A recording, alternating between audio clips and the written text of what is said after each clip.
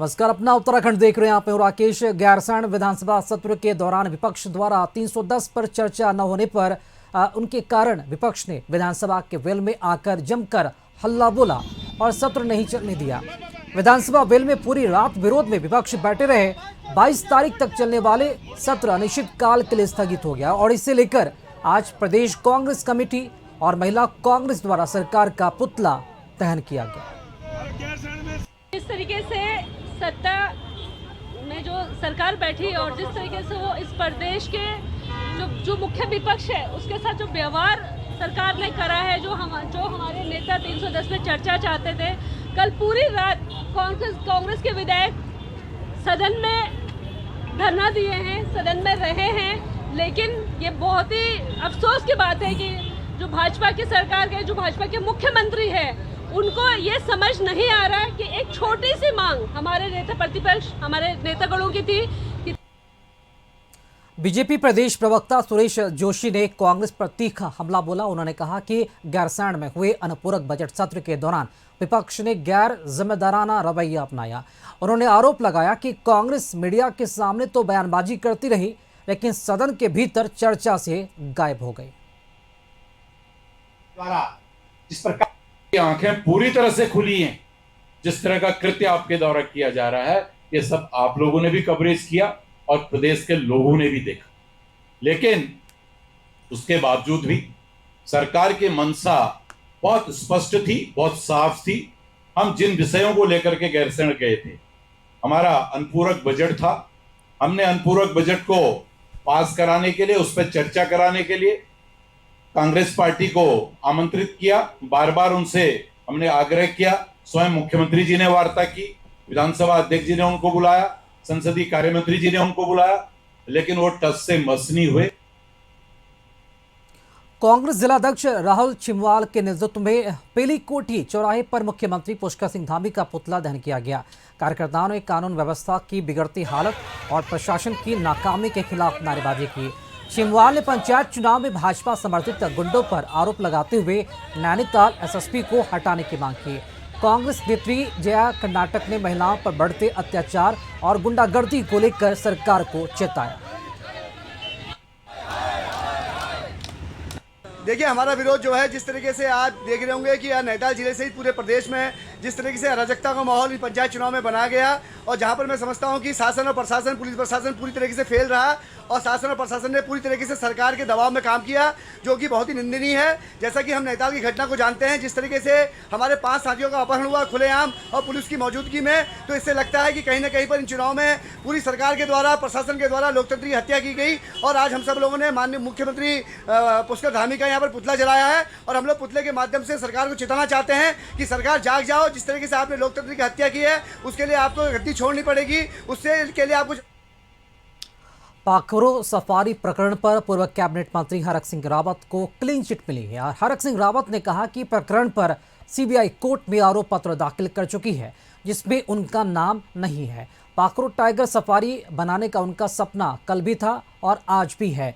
Supreme court ने भी इस प्रोजेक्ट पर रोक नहीं लगाई। उन्होंने कहा कि कांग्रेस सरकार आने पर वह इस प्रोजेक्ट को पूरा करेंगे।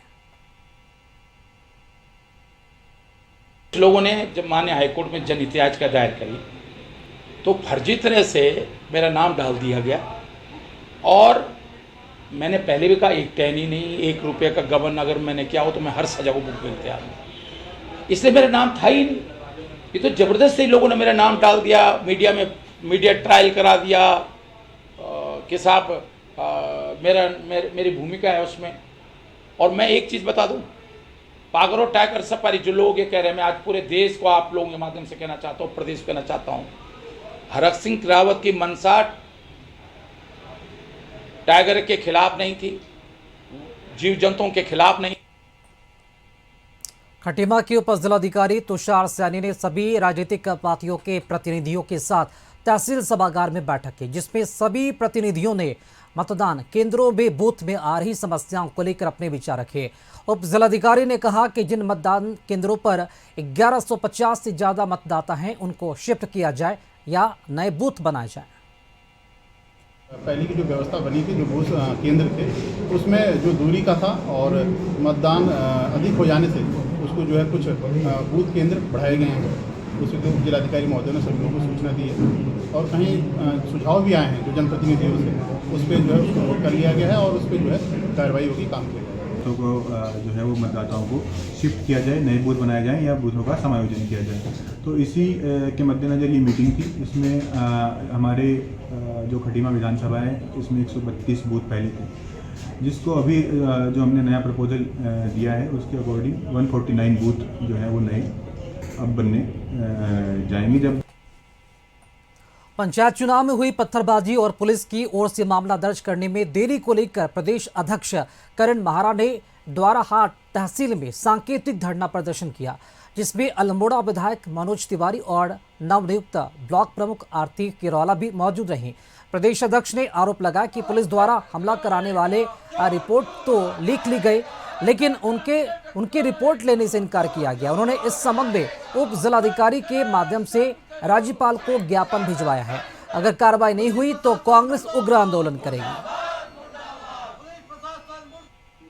पंचायत चुनाव में पूरे प्रदेश का अगर आप अवलोकन करें तो साफ दिख रहा है कि सत्ता बल पे बीजेपी ने किस तरीके से सीटों को जीतने की कोशिश की है और किस हद तक बीजेपी गई है।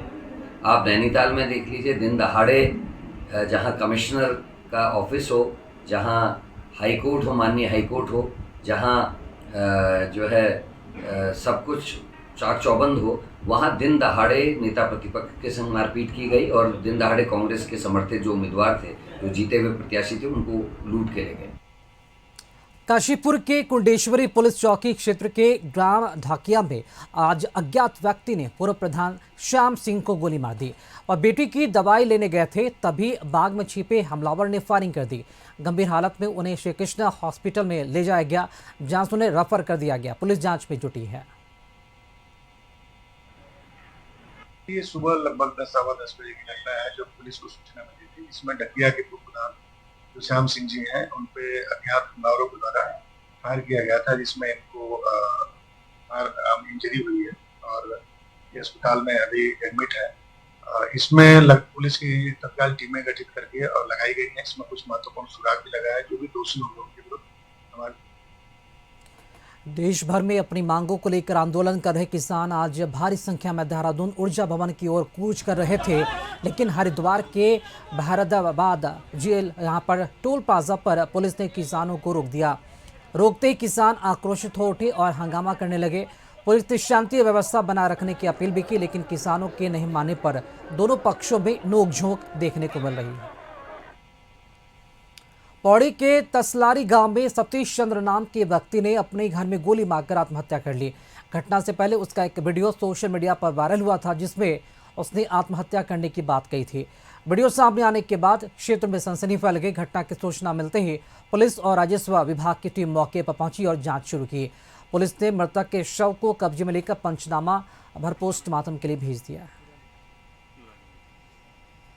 हमारे पास एक सूचना प्राप्त हुई जिसमें एक व्यक्ति के द्वारा तथाकथित अपने सिंगल बोर वेपन से गले पर गोली चलाते हुए सुसाइड कर लिया गया है। जिस सूचना के आधार पर मौके पे हमारी जब पुलिस पहुंची, मौके की जांच पे हम लोगों ने पाया कि ये व्यक्ति गाड़ी में बैठा हुआ था और गाड़ी में बैठ के ही सिंगल बोर से इसने अपने ऊपर वार करते हुए आत्महत्या कर ली गई है। सुसाइड करने से पहले एक वीडियो सोशल मीडिया पर डाला गया है, जिसमें इस व्यक्ति के द्वारा एक व्यक्ति का नाम लेते हुए आरोप लगाए गए हैं कि इस व्यक्ति के प्रेशर के आधार पर ये सुसाइड कमिट किया गया है।